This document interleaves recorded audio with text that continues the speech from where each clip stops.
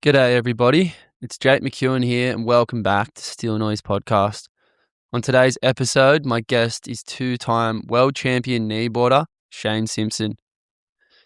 Chayne has taken the road less travelled, choosing one of the not-so-common ways to ride waves, kneeboarding, which has earned him the nickname Neal. In this episode, we talk about what it's like going against the grain of the stereotypical surfing world and why Chayne has stayed true to his craft. He walks me through his work as a sign maker and the journey of starting and running his own business, as well as his career as a firefighter and some of the intense moments he's experienced on the job. We also get into his family life, getting married, raising two young frothing boys, and balancing it all alongside his passion for the ocean. Chayne lives a seriously diverse life, juggling multiple roles while staying grounded in what he loves. I was stoked to catch up with him and see what's happening in the life of Neal. Before we begin, I'd like to thank my friends over at Better Beer for supporting the show and keeping a constant flow of scrumptious beers for myself and my guests. So thanks, Better Beer, the official beer of Steel Noise Podcast. All right, let's slide right into today's episode with the Nealo himself, Chayne Simpson.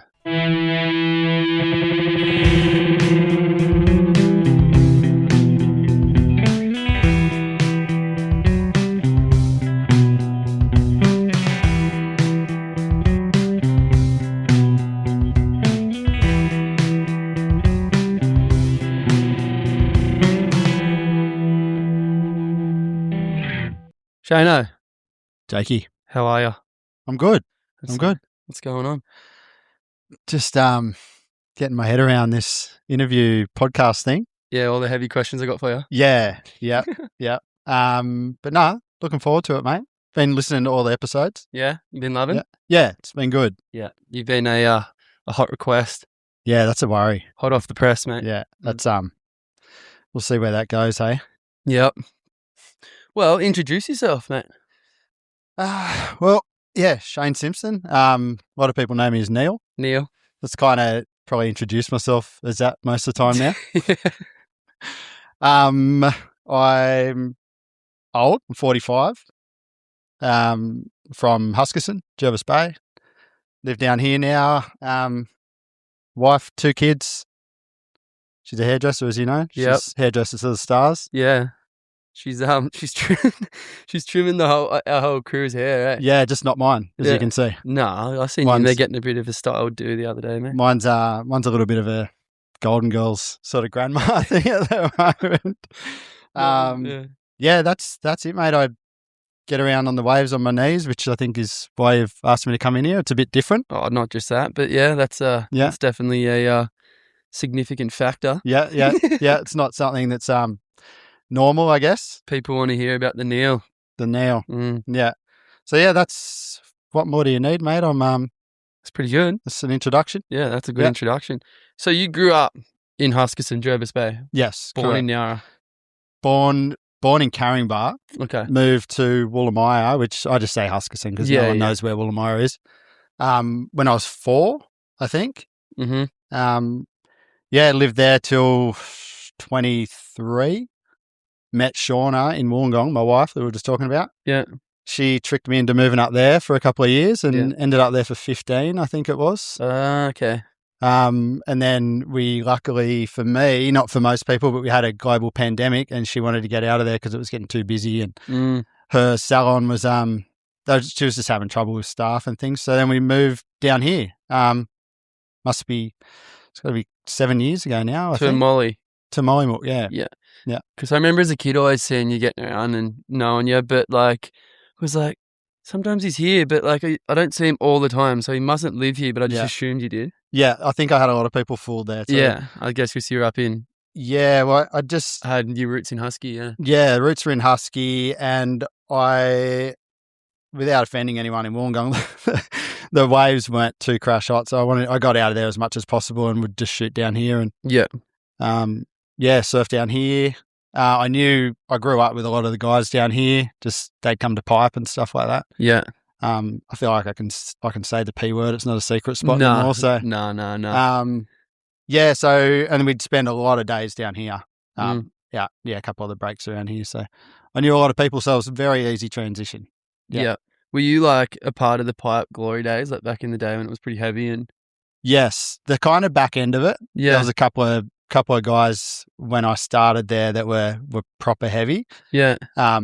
Grab your leggy and stuff like that when you're paddling for waves and said, what are you doing out on the peak? You should be on the end bowl and stuff like that. Yeah. And there was proper fights on the beach. And they're proper locals too. Like that's just not like locals from the area. That's the indigenous people from that area. Like they're locals. Yeah. Well, the indigenous guys weren't really normally the ones. Oh, they weren't the heavies? No, not really. The white boys are trying to pull rank? Yeah, maybe more like kind of Nowra crew and stuff like that. Yeah. Whatever. No, the locals. That's great. Great. Really? Yeah. Oh, okay. I just assumed the boys from Wreck Bay would be holding it down. Like, no, they held it down, but they weren't violent in any way or anything like that. And I went to school with most of the boys there, and they were cool with me. I was just this little kid, like, no point picking on the little bloke, hey. You still are a little kid. Yeah, I know, fully. That's probably why I get away with being a bit of a smart ass. I'm not worth worrying about. Too small. Oh, so wait, you went to school in Neal, I guess, right? Vinnie High. So I did. Oh, fully. Sorry. So I did Husky Primary School. Yep. And then I did 1 year at Vinnie High, which was at Shoalhaven High, year 7. Yep. And they were building Vincennia High. Yeah. And so from then on, year 8 onwards was Vinnie. Bay or die. Yep. Wow. That's it. How good. Bay hardcore. Yeah. Is it rumours or was it like a thing back in the day that you had to leave your car unlocked and like leave some sort of offering for the local boys that they'd trash it? Or I never did the offering thing, but when Dad used to take us out when we were kids, I think he got to about the 10th time he got broken into and he just goes, boys, we can't keep doing this. So we'd just start leaving our windows down. And at that point I kind of had my P's and that anyway. So we'd just, I'd had a $400 Mitsubishi Sigma. It wasn't really much of an issue, They can have it, Yeah, fully. So I'd just leave the windows down and, hope for the best. Yeah. But, it was pretty, the car park was pretty glassed up back in the days. There was just shattered glass everywhere. Yeah. I've heard that from a few people. You'd leave an offering and they'd leave you be. Yeah, I do hear a lot of that, people saying that. And you didn't see it much? No. Nah. Okay. Nah, never. Yeah. But again, like when guys did get caught, it was guys from Nowra, from out of town. Smashing shit up. They'd sit in the bushes and they'd watch get ready, get out there, and then they'd come out and they'd take you. We had our school bags ripped off a bunch of times and they'd grab them and they'd stash them in the bushes and they'd come back later. So you could the cops would go into the bushes and they'd find like the flattened out areas where they'd been hanging. No way. Watching, yeah.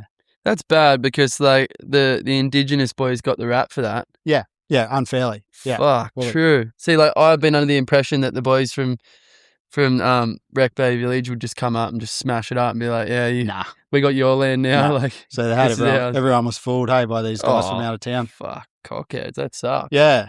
Oh, pricks, I didn't know that, So you did all school and then after school, did you hang around in the Bay or did you split somewhere?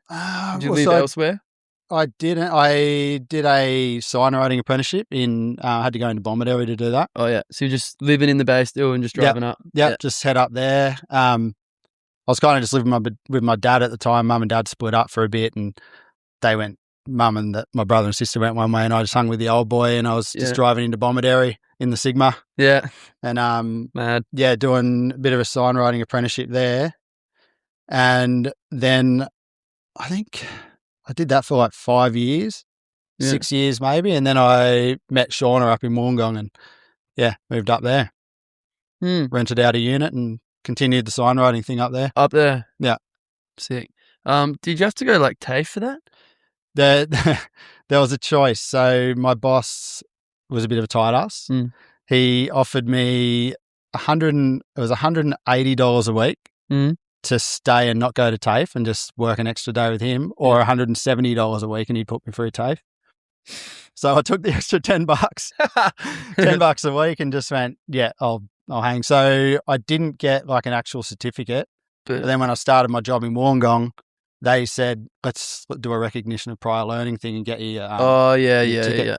Oh, that's good. Yeah. Yeah, that's good. That I got my plumbing license through that. Yeah, how good is it? Yeah. Because you've done the work. Yeah. So It's just like they just compile all the assessments and just go prove to us that you did this amount of work and you through. Yeah. I did it in like 6 weeks. Yeah. So much better. Because everyone else is doing it over 4 years. Everyone else, yeah. I did, yeah, it's crazy. And I think I think they did it in Nowra, actually, the sign writing one, but it was a lot more painted letters and stuff like that, which doesn't happen anymore anyway. So yeah, what like we're kind of on sign writing now, so let's just keep rolling. Yeah, go with it. So like, what form of signs are you doing? Are you screen printing them, or is it like kind of pretty much no screen printing? Most stuff's done on computers now. You just go on Adobe Illustrator, put someone's car in there and design their logo and slap it on the door and cut it out on this little cutter that I've got at home. And is it a sticker?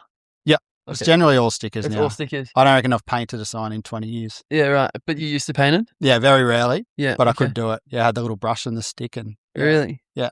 And are you ever like cutting out stencils and like spraying them or anything, or is that just nah? Okay. I'll make people stencils and they can do that. Oh, okay. Yeah, some people want to do that, like the stuff you see on the roads and things. Oh, okay, sweet. Yeah, righto. Because I've always seen like sign writing, but just never. So it's more like essentially you're not really doing the construction of the sign as much. You're more doing the design. It's more design. Yeah, it's pretty design heavy. But say someone wants like a light box or a sign on a pole or something like that, you still got to construct all that, and you still got to put that in the ground or up on the wall. It's actually quite diverse, eh? So there's like a bit of like construction carpentry work involved. Yeah, a little bit. Yeah, right. Yeah, it's kind of like it's dead set one of those, jack of all trades jobs, but master of none. You kind of just can do enough to get by in. Yeah. In kind of everything. Like a handyman sort of. Yeah. Which is when it come to doing my renovations and stuff, I could get by. Yeah. With guidance from some mates that were actually Big legit. Tone, right? Hey? Big Tone helped you with the reno, didn't he? Yeah, he did our bathroom. Yeah. Did the just the timbers in the bathroom. Yeah. Yep. Yeah. Lord. Yeah, true. And like so sign writing, you did it down here. Like are you doing, is it like a kind of career where you're doing multiple jobs in a day, or is it something that you're like, yeah, okay. Yeah. You can punch out, like you might do 10 different jobs in a day, or you might do one job that takes 10 days. Okay. It just depends. So what's a common day as a sign writer looking like? Probably just sitting down, designing, what a sign's going to look like on a car. I do a lot of cars. Yeah. So people just send me a photo of their car and I'll just lay the logo up on there, or they might want to flash full wrap, and I'll have to print it and, do the full vehicle wrap. Is it pretty, when you're like slapping a couple of Spono stickers on your board and you get a few bubbles and it's like shit house. Yeah. Is there have you got some master techniques to avoid bubbles or? Yeah, there's tricks of the trade, mate. You can't give away the secrets and no one will come to me. Yeah, exactly. Yeah, they'll all be doing it themselves. Graham Parsons used to say, don't tell everyone how easy it is, Jake, or everyone will be doing it. Exactly, yeah. That's a bit of a, famous old saying, isn't it? Yeah. Parso's got a million of those. Oh, he's got a million of them, doesn't he? When are you interviewing Parso? It's coming. Sick. He's full of stories. Yeah. Spent my whole apprenticeship with him. He told me, I reckon, close to 1 million stories. So I wonder how I could fit 1 million into an hour. Yeah, you might have to do like a little bit of a mini series. Yeah, part 1, 2, and 3. Yeah, a little Parso series. Yeah. And then, so are you doing like big mega scale stuff, like huge big billboard signs and stuff like that? I probably just did my biggest job I've ever done. Like I just finished it, which is good to wash the stress off from that one. There was Surfboard Empire in Wollongong. Oh yeah. That was huge for a one-man show. I was lucky I had a mate who's a jip rocker, another one of them jack of all trade kind of guys. He just come on and helped me do it, but that was a 3-week job, I think, and it was like almost every day. What? How big? Well, I don't know if you know, it's the old Overboard store in Wollongong, so it was quite big. It's like it's like 3-story sort of size on one side. Is that on Kira Street or whatever it's called? Like when you're coming into the city? Flinders, it goes on to Kira Street. Yeah, that's the one. Yeah, and it was on the left, on the ocean side of the road. If you're heading north. Yeah. No, it's not on the ocean side. It's on the other side. Okay, yeah. Left if you're heading north. I mean, I know where it is. I just can't remember where it is. But so that was my biggest job. So that was like every little, there was huge banners. There was window graphics. There was like displays inside, like front counter. You did the lot? Yeah, did the lot. Oh, yeah. that's sick. Yeah. That's a good job. It was a very stressful one. I'm glad it's done. Yeah. But I'm kind of like, I'm pretty proud of that one. It looks sick. Yeah, it looks good. Fuck yeah. Yeah. It's like a massive, massive piece. You're not doing it in one big sticker going, like getting your credit card and to make sure no bubbles come in. You know, you do that with your stickers on your board. There is we just got like a fancy credit card, really. Yeah, and it just like scrape it along so it sticks and doesn't let any air in. Yeah, that's pretty much it. There you go, done. There we go. All right, everyone. You can be a sign rider now. Another career for you. Yeah. But so is a massive piece coming in portions? Yeah, you've only got certain like multiple roll widths and stuff. Yeah, okay. Yeah, so you're gonna. So I'm thinking, imagine putting a sticker, like the size of that wall. Man, let's do it. One big sticker. It'd take like be so hard. Get a big Mick Malmo print. Get a big print. Yeah. He actually says he's gonna give me a piece. There you go. Yeah, he was like so stoked. He's like, man, I'd love to do you a piece. So profit on that. He done a good job at Hazard's one. Yeah, didn't he? Yeah, that's crazy, isn't it? Have you been and seen it? Only in photos. Oh, go have a look. Yeah, it's crazy. It's like stepping into the cosmos in there. Yeah, psycho. Yeah, it's pretty wild. Yeah. So like a huge piece, you're using how big's like a roll of like say you're doing one, like a massive one. It's in a few pieces. Like how big is a roll? Like a portion. The roll's like 1,500 wide. Okay. And then it's like 50 meters long. Okay, so give me as long as you want. Yeah, but you wouldn't put on a 50-meter piece. You'd do it in little bits. Yeah. Right. Yeah, but they're pretty big. Like you print the whole side of a car and peel that off in one piece, and like you hold one end, your mate holds the other end, kind of thing, and wrap the whole car in one bit. So that's kind of the biggest size you probably do in one piece.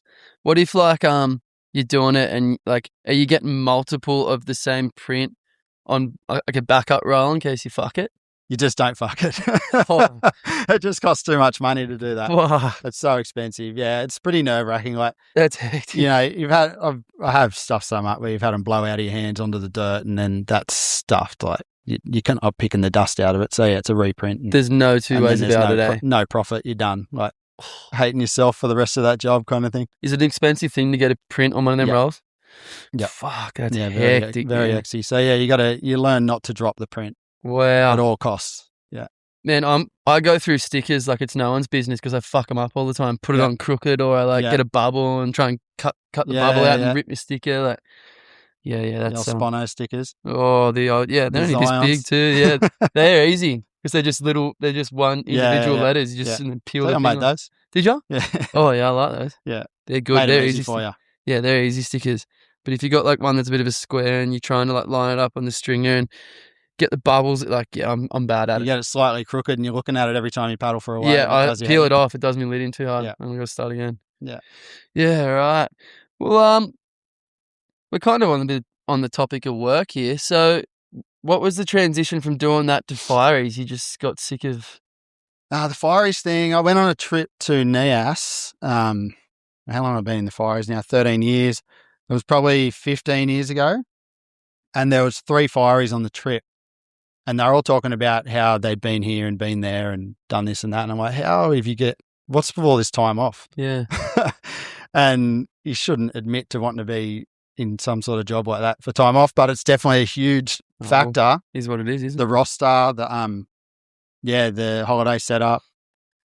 It's that they just explained why they had so much time off. I went, right, that's it. I'm going to give that a crack. And I had 3 goes at it before I got in. Yeah, I hear it's hard, eh? Yeah, 3's pretty good, really. Oh, really? Some people get it first go. Yeah, but not many. So there was a guy in my recruit class that got it in his 13th go. Just kept chipping away, and he's like the only person I've ever met that didn't enjoy it once he got in. Oh, you hated it? Just didn't. Yeah, he didn't last. I think he had a bit of anxiety. It's not really a job you want to do if you're an anxious kind of person, I guess. It's pretty hectic, huh? It can be, yeah. Yeah. Yeah, it can be really hectic, or you have your good days and your bad days for sure. Yeah, I bet. Yeah. So that was the reason behind that. Yeah, these guys were just living the dream. So, but then it's funny because you get your roster with it used to be 4 on, 4 off. It's even gotten a bit better than that now. But then you just have all this free time and you fill it up with another job. Yeah. You do it just so you don't have to work and have all this free time, but then you just work even more. Yeah, because you always want more, eh? Yeah. Well, like I know heaps of the guys do that, eh? Mm-hmm. Everyone tries to get out of their trade and then they're all a chippy or a Yeah, brickie. and then they do both. And they've then all they got just something double else. their workload. Yeah. Mm. What's the recruitment process like to get in the fireys? The first, you start with an online test. It's kind of I think it's gotten a bit more hectic since I got in. Complex. Yeah, there's an online test, which is like a cognitive test. You know, bit of mathematics and stuff like that in there. And then there's an emotional one, which is pretty full on. An emotional test. Yeah, they'll just give you like pictures of people's faces and you got to pick what they're feeling and all this sort of stuff. Whoa, the wildest question was they put a picture of a rock up there and then there's like a ranking system of feelings, how this rock makes you feel. Wow. And the more you think about it and you start writing, you know, like they might be a bit happy and a bit sad and a bit angry or whatever. It's a rock. It doesn't make me feel anything at all, you know, like that's kind of what they're after. Right. So you do that. That sort of does your head in a bit. And then... Sounds like it. My head's done in hearing about it. Yeah. And then you do a physical aptitude test, just like holding weights up and lifting ladders and then dragging bodies and stuff like that. Yeah. That's the hardest part, is it? Or look, you'd find it easy. And people sort of that surf and do a bit of exercise. It's not too bad. I wouldn't say it's easy. Like when I did it, if they had said, "You done great, now do it again," yeah, I probably would have walked out. Yeah, just go and see you later. Because it's pretty hard doing it back to back. Yeah, but yeah, the one go was fine. It's all right. Yeah, yeah. I got a few of the guys from town are doing that. A few of my mates. Yep. Feels like most of the crew around town are starting to get into it. Seems like a pretty good thing. Yeah. I would be interested, except my partner goes back and forth from LA, so I don't think it's as simple as that kind of job. You can't just sort of go, "Oh, what, you need me?" and there's a fire. No, I'm going to LA for a month. I don't think it's as simple as that. Yeah. In saying that, like you can change your shifts around and stuff like that. Yeah. Swap shifts with people, and I've definitely thought about it. Yeah, it's just the drive to Sydney, sort of. Yeah, especially now. That does your head right off sometimes. Is your rig diesel? Yes. So you and it's running really poorly at the moment too. And just guzzling. Yeah, it's not being my friend right now. Eh? Wow. Do you and Shauna have like a little runaround, a little zipper? No, we don't. We've both got diesel cars. Oh, great. Yeah. How annoying. Yeah, you know, you kind of put shit on the electrics and the Teslas and stuff, but they're all laughing at us now, aren't they? Yeah, they're all like jokes on us. Yeah. So I'm probably throwing down about must be close to $300 a week now in fuel. It's vicious. Hopefully it all gets better, eh? Yeah, I mean, surely. Can't last forever, right? No, it's not stopping people driving around. The traffic just getting here today. Man. I swear it's a flex now. Like, laying in bed, I keep hearing these crew just feeding it. Just, burnouts. Yeah, it's like Brill Bridge is just covered in burnouts. Yeah. And it's just like, I swear every night it gets more and more and more. It's like, yeah, you think I care about the prices? Yeah, don't tell me what to do. Yeah, fucking, you think I'm not going to stop? Yeah, try and stop me. Yeah. Like, it's almost a flex now to do burnouts now that there's all these, every burnout, it's like a $50 burnout. Like, I don't reckon I could do one in my car, to be honest. Yeah, neither could mine. Mine's a bit of a slug. Yeah, and so, like, I don't know if this is like a touchy question, but have you had some like real gnarly that aren't too sensitive to talk about situations as a fiery? Because I assume you get weekly gnarly shits going down. Yeah. Like probably not weekly. Oh, no? Or some stations, like depending. I'm based in a pretty good little zone where you don't people aren't just out lighting shit on fire all the time. Yeah. It still happens. Like, you know, you've got to let the police and ambos in when someone hasn't been seen for a month or something and there's like a corpse in there and yeah, you've copped that a bit. Yeah, blow fires all over the windows and stuff like that. Whoa. Yeah, like those sort of things. That's hectic. Yeah, I don't know what's too sensitive to talk about. Like, there's some pretty heavy ones. Like, just I mean, it's just whether it's sensitive, whether you aren't comfortable talking about it. Look, but I'm okay with it. Like, go ahead. Let's hear I know it. some people it affects people differently, and I think you find out when you get your first sort of hectic one whether you cut out for it or not. Yeah. And they reckon you might be cruising along for 20 years and you're sweet, and then one little thing will happen and your bucket's full, they say, and you're cooked. You tip. Yeah, I have heard you're out on PTSD. And yeah, I've heard that. I have heard that. Yeah. Yeah, well, like, yeah, give us a bit of something gnarly then. Like, well, I'll probably give you the first gnarly one that I had was a house fire with an elderly couple in there. Oh. And we rocked up and we were looking for him, and the boss found him first. And I was actually just standing there, and he said, have you found him? I went, no, not as yet. And he said, I have. And he goes, right there. And it was like guts everywhere at my feet, like just skin burnt, and they just spilled. Yeah, and they'd like exploded. Oh, holy fuck. That was, and then I don't know if that was the male or the female, but the other one was like just in the other corner of the room. Same thing. They must have just gotten so hot and just poof. Yeah. Whoa. So that one kind of stands out, I guess, just because it was my first. Yeah. Were you rocked after that? The bosses come out and talk to you about it and make sure you're all okay, and you have a bit of a debrief after it and chat to the crew, and but no, I wasn't, and that's when I kind of just went, I can handle this. I'm all right. Yeah. Yeah, I can do this. Yeah. Yeah. But I reckon the thing, I don't know what the other fireys think, but the thing that rocks me the most is like the family's reaction when, like, you might go let the cops into a house and there's the person on the lounge dead or whatever, and someone's got to control the family and they're losing their marbles outside. And that's kind of the more rattling part for me, like just hearing them screaming and like. Yeah, that's pretty gnarly. Yeah. It all sounds gnarly, fuck.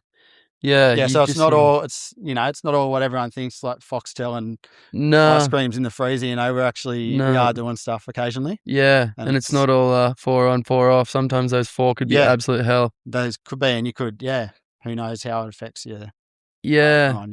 So being a fiery, do they provide you with some sort of therapy or counselling service? Like, is that? Yeah, all those things are set up. And is it compulsory?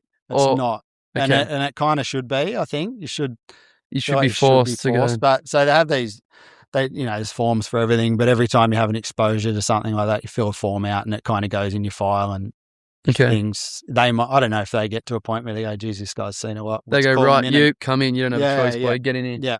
Yeah. I don't know how that works. I haven't gotten to that point. Yeah. Yeah. Have you ever voluntarily gone to like unload some shit on someone before? No, you don't reckon you I think I just did. Yeah, there you go. There you go. There you go, mate. Yeah. Now that you're counsellor now too. Oh, crap, geez. Yeah, no, I haven't sort of felt the need. So. Okay. Yeah, well, like you said, the bucket's not full yet. No. Do you have a fear that it will fill up? I guess my fear is that it will fill up and I won't know it's filled up and I'll go crazy or something and I'd like to think that someone would tell me, hey, mate, I don't think you're right. Other than you can't stand up on a surfboard, but other than that, like, I don't think you're right. We need to have a chat, because you don't want it to just suddenly start affecting your family and then you don't know about it. You don't know it's happening, which is, I think, what happens with most of those, like even dementia and stuff like that. They don't know that that's happening and everyone around them does. Yeah. Is it like something you're open to or you think you will maybe look into? Like, I'm open to it for sure. Yeah. I'm not afraid to have a chat if someone feels like I need to. Yeah. Yeah. So, like, you think that if you would have to go and do that, you'd wait until someone encouraged you to do it rather than voluntarily go and do it yourself? I'd like to think that I knew it was happening and I could volunteer it. Yeah. For sure. I mean, I'm sure having a partner, they'd let you know pretty quick. Shauna would whip you into line quick enough if need be, I reckon. Yeah, she doesn't let me step out of line. No, I think she'd be good like that. Yeah. But I never tell Shauna any of the stuff that goes on. No.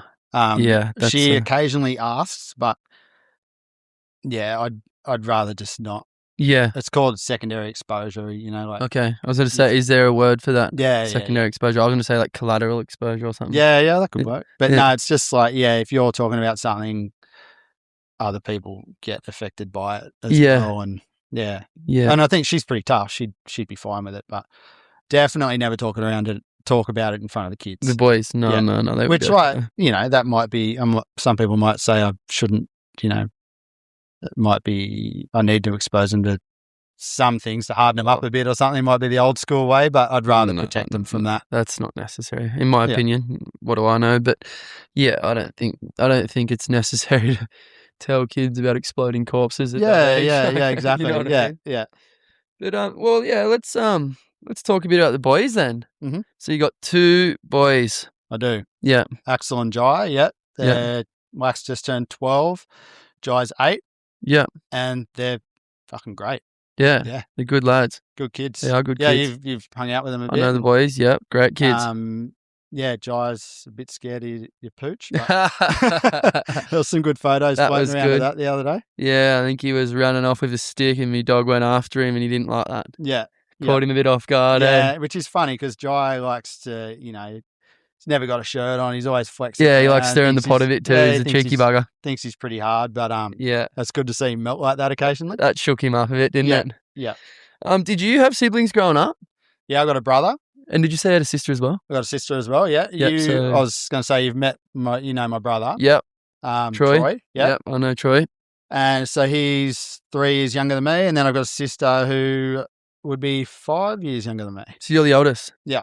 How was that growing up? Did you feel like you had a bit of a responsibility?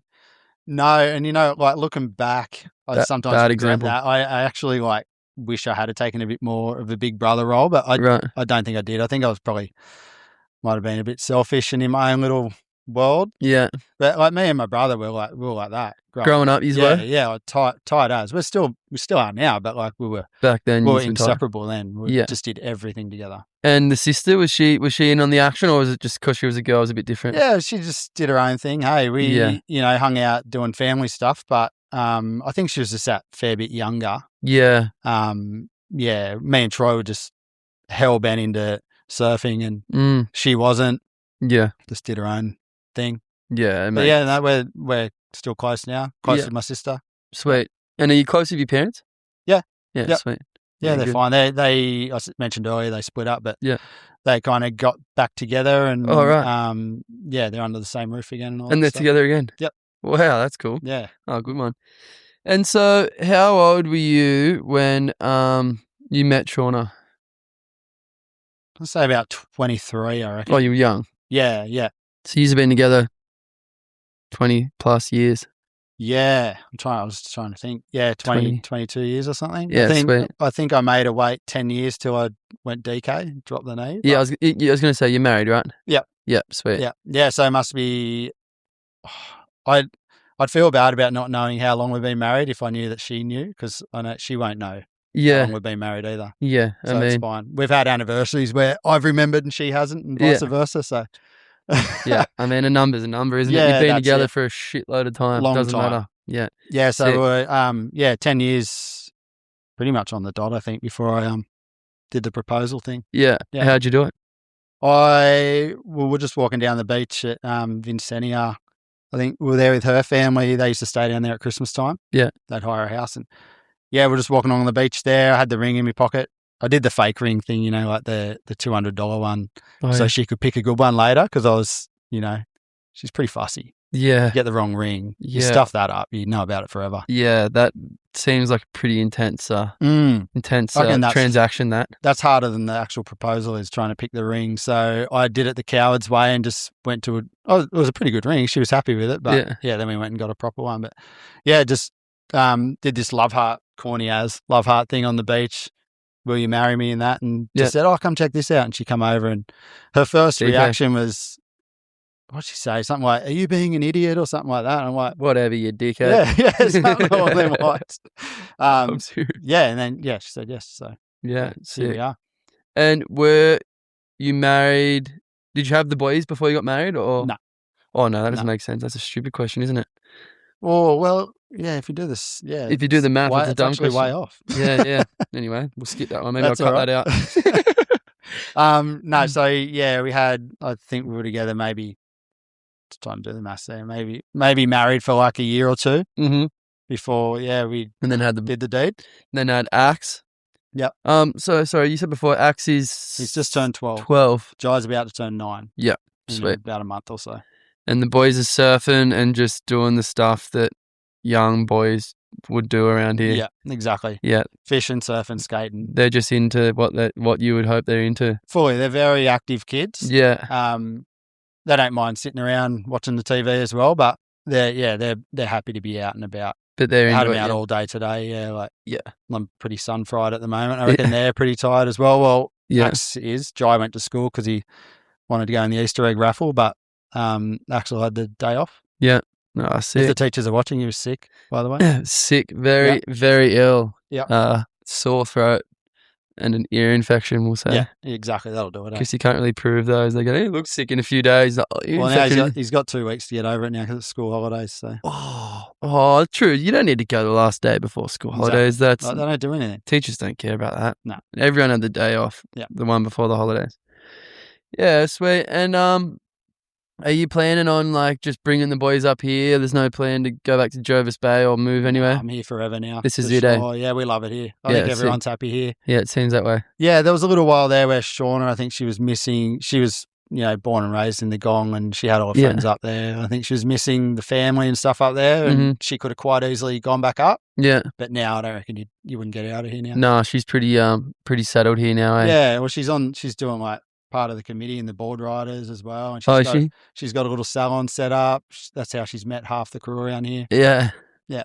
Yeah, that little salon's unbelievable. Yeah, a little garage. Eh? I love slipping in there and getting a trim up. A little hair garage. What was me last one? I went in there and got her to dye me platinum blonde hair black. Yeah, and it's still going. Yeah, it won't come out. I don't know what she used. She must have used like tar or something. Yeah, it could have been tar. Maybe it was into tar. some of my paint in the. Yeah, maybe she went into the sign writing studio and just pulled out your darkest black and just slapped it in my hair. Yeah, it ain't coming out. That's the setup. The cell on one side, barefoot signs the other. Yeah, sweet. Perfect setup. I used to have a double garage. Now I just got. Now you've got a single. Central business district of Mollymook. Yeah. Fully. Yeah. All right. Well, I think it's time we dive into the inevitable. Have a little sit because this is what everybody wants to know. Let's. I might even get another beer out for this. All right. So, by Neal, are they like, when people are referring to as Neal, are they talking like Neal as in KNEEL Neal? Yeah, that's what they're saying. Yeah, talking, but you spell it however you want. Okay. We'll go. Another one of those? Yeah, I better finish this. Oh, yeah, sorry. Down, eh? Oh, this is what happens, mate. Everyone talks and I guzzle. I think I was just like a bit shaky picking it up before, so I didn't want to pick it up again. Spill it all over the mic and just get a zap. Yeah, so growing up then, right, how did kneeboarding come about, like, rather than the other forms of riding waves? Well, the main reason was we had, a really good friend of ours, Rob Slater, he lived up the road. He was my dad's friend. He was like a family friend, his son was like our best mate, me and my brother. He was like between the two of us age-wise. Yeah. And so being in Woolloomoollee, I think we're maybe the only 3 kids in town. Yeah. It's so small. It still is so small out there. But his dad would pick us up in the morning, take us for a surf, take us to school, pick us up from school, go for a surf. Yeah. He was a kneeboarder. Right. So my brother, as much as he doesn't like people knowing this, was a kneeboarder. Oh. A very, very good one. Really? Like probably the best one. Really? I'm talking by a long way. He got into it first, him and Mark, Rob's son, Mark Slater. Right. Mark still rides a kneeboard. They got into it and I was a DKer. Really? I was on the berg. You're on the I was boogie. right into the drop knee. Wow. So you're halfway there. I was there. Yeah, I was pretty much there. Yeah.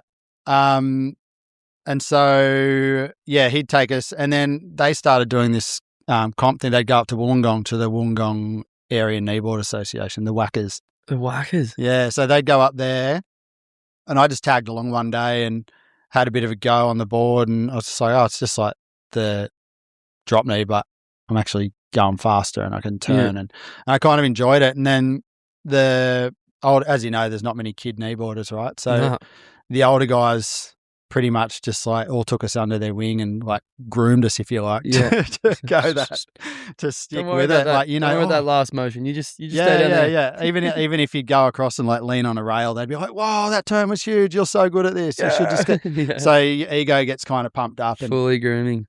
They used to have all the comps. There was a bunch of kids back then who were doing it, and all the comps had mad prizes and like great prizes. We were just, you know what kids are like with prizes. Just They're like pumped enough with a sticker and a block of wax. Oh yeah, 100. So yeah, they did that, and I ended up sort of getting sort of pretty good at it, and just went, oh, this is fun, you know. And we having the home break at Pipe is very suited to a kneeboard. Yeah, okay. Just because like if it's that big, you still can fit in, and tight in the pocket. Yeah, and you're fast enough that you can get out of them. Yep. Out of the barrel and stuff. So it just really suited that. And then the three of us just kind of kept pushing each other, and we all got like pretty good at it. And just that was pretty much it. And that was the start.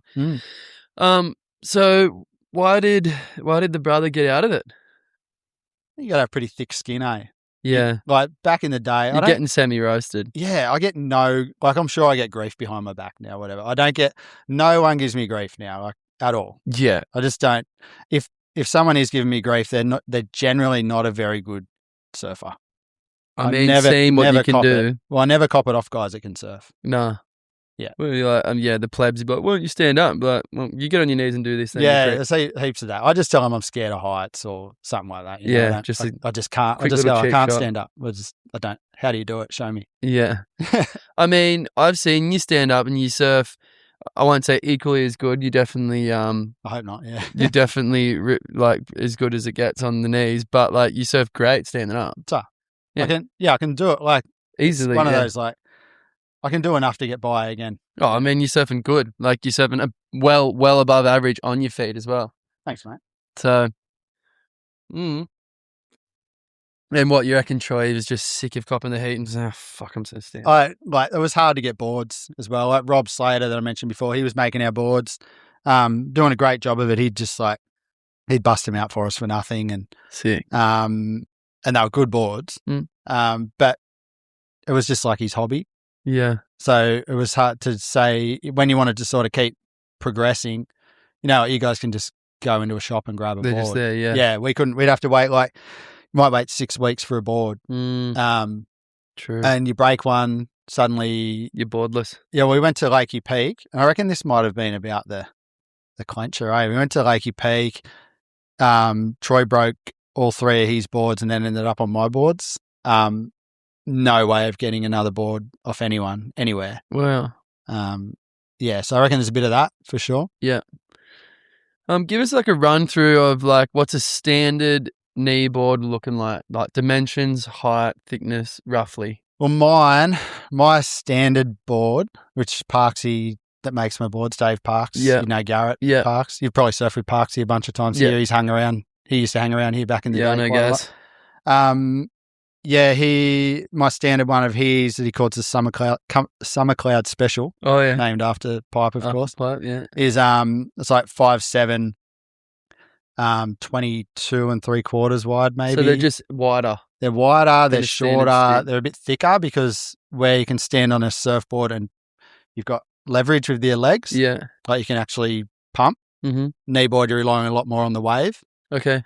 Which is why I started surfing quite a bit, because I didn't want to ride kneeboards in gutless waves anymore. I just couldn't. Yeah, I couldn't get to where I wanted to go. I've actually noticed that. I've seen you at the bommy when you're on the knees, you're banging it, then you get to the inside and you stand up and do a couple of foam. Yeah, when it's this big. And yeah, exactly. Okay, well that's why. And there's a few guys around town that kind of like can tell what the waves are doing by whether I'm on my surfboard or my kneeboard. They go, oh, he's on his surfboard, it must be pretty grovelly. Right. Although he's on his kneeboard, there must be some waves. You know? Yeah. So I just plus the knees are starting to they're not just starting to get sore. Yeah, I was wondering that. Back off the knees a little bit more unless it's good. Okay. For sure. Yeah. Okay, so like it's a standard kneeboard. Like what about the fin setup? Fin setup's just I ride a thruster. A thruster, yeah. A lot of kneeboarders ride 4 fins, a lot of twin fins. Kneeboards are there's so many. I suppose stand-ups are now, but say 15 years ago, everyone was riding kind of pretty similar surfboards. Lately, everyone's branching a bit now. Yeah, for sure. And kneeboards, man, so if you can think of it, someone's doing it. Like there's so many weird designs, but the general, I guess, HP kneeboards, high performance kneeboards, are more just a squashed down, widened out compressed surfboard. Fins are moved a bit further forward. Okay. Like I use the FCS 2s, Mick Fanning ones. Standard. Just like a surfer does. Okay. Yeah. And are the fins moved forward because instead of being able to have the ability to put your size 9 foot at the back of the board, you've got a whole shin before your point of contact? Yeah, it's exactly that. So on a surfboard, you're turning off that back foot. Yeah. Generally, I know a lot of guys are front foot surfers or whatever, but most people are turning off the back foot. They push on that. So all your fins need to be under your foot. Yeah. The hard rail on the board Mm-hmm. needs to be under your feet, whereas the hard rail on a kneeboard runs right up to where your knees. Okay. Or mine do, anyway. Yeah. Might not Okay. be everyone's. Makes sense. Because you're using your whole knee to your foot. Yeah, to instead turn. of using this here, you're using like 3 times, The whole 5 thing. times the size of your Yeah, and you're actually probably using your feet more than you think. So you actually push, if you're doing a turn properly, you push with your feet to bring the board around. Right.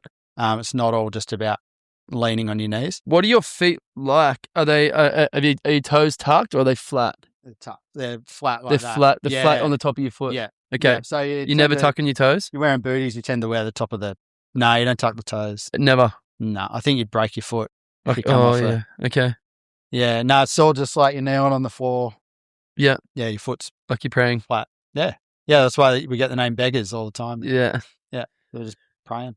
Well, okay. Yeah, that's interesting because I have noticed, it just seems like it's a stick. But, I mean, some of them I've seen, I'm like, oh, that looks like kind of fun to ride. Like, Yeah. it's like a good groveler or something. Yeah, to stand up on. Yeah. Yeah, for sure. They're just really loose because the fins are full. Oh, yeah, you just pivot it real. Yeah, fully. Yeah, like if you try and lean into a turn, you just spin out. So Yeah. you'll never see, if you see a kneeboarder standing up on their board, they're not throwing buckets because they're like, Nursing it. they're nursing. Yeah, that's Yeah. the word I was looking for. Are you like, when you're surfing and when you're kneeboarding, have you got different equipment for each or are you just sticking to the kneeboard? Yeah. No, I have surfboards. So you've got sticks. If you're going for a surf, you go and surf. Yeah. Okay. I only bought my first surfboard. I did a job for Aqua Surf Shop. Yeah. And I just did it as a board swap. I Yeah. didn't, because they're my mates. I was like, I don't want to charge them for this. So I just Yeah. grabbed a board, and then that was a Rad Ripper, the Lost Rad Ripper. Oh, yeah. So quite a like retro-y kind of shape. And yeah, that was my first surfboard I ever bought. When was that? Like 3 years ago, I reckon. Oh, shut up. Yeah. Wow. So And I've had 1 or 2 more since then. Yeah. what was it like getting on a stand-up stick? Were you like, oh, Very- okay, this feels better Oh, when it's I'm on my just- feet? Yeah. It just felt, I could actually lean into a turn. Yeah, Mhm. for sure. And backhand, if you're backhand on a kneeboard, you're spinning out on the bottom turns. It's like riding a 20, I guess. Yeah. But When then you're back in, they suck. Yeah, but then just like it feels like it doesn't even have fins just about because your feet are just Either nowhere side of near them. it. Yeah, fully. Yeah. And you think about the width of the tail on a kneeboard too. The fins are so far apart and just so loose. Yeah. So yeah, it made a massive difference for sure. Yeah, right. And just like I said before, that speed thing, being able to drive, Mm-hmm. have suspension, Yeah. basically. Fully. Which is, I think, that's why the knees are kind of Because you're pushing through that, they're that joint so coming out of like airs and floaters and Rios and that, you don't have suspension. You just like straight bang joint. on the knees, but Fully. have good, I've got good knee pads on the boards and Yeah. So using front grips always, full deck. full deck grip. Yeah. So I used to No just run wax them on the ever? knees. Oh, I might wax the pads up on where the feet are Okay. a little bit. Yeah. Just so I have that grip there, but otherwise, Yeah. no wax. Saves a couple of dollars, eh? Yeah. Well, I mean, except pads are about, what are they? Nearly $100. I'm lucky I'm hooked up. Oh, you get So yeah. so who are you sponsored by? They're dropping like flies, eh? Yeah, No, it happens. really. For everyone.